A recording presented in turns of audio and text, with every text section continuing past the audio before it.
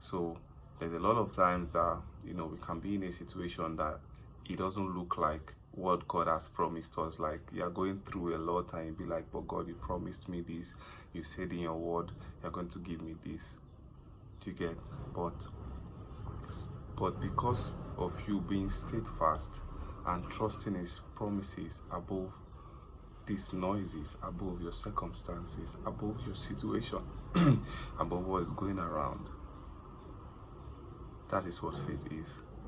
Because a lot of times when we seek or we ask God for things at certain times, right, and he doesn't answer us at those times that we're asking him to, we automatically start to give up. Sometimes our spirit might just go down. Sometimes we just be like, you know what, I can't take this anymore, let me do it my own way. Because you are expecting, like now you are using your expectation, not having faith. So you expected something to happen at a certain time, but because it didn't happen at a certain time, because God said, promised you in his words that this is what is going to happen for you as a child of God, right? Then you decide to take things into your own hand. One thing that I would say, particularly, I'll use myself as an example, is like there's times that I've had so much faith in God. Like I'll be like, God, you promised me, you prophesied these things to me, you said this thing to me, and this thing hasn't happened yet.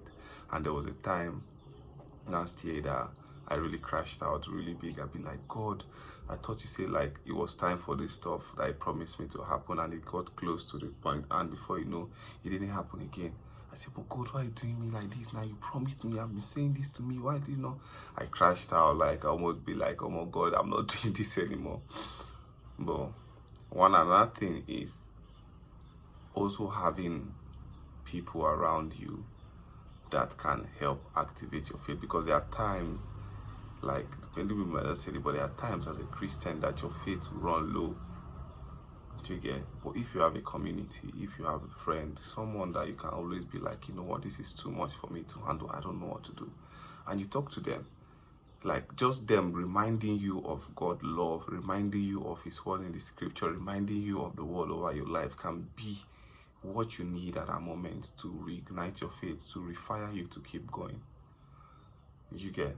So that's why it's important also to have people around you that works in the same belief. So what I'm trying to say is, walking in faith a lot of times, right, it's not rosy. But one thing is certain, that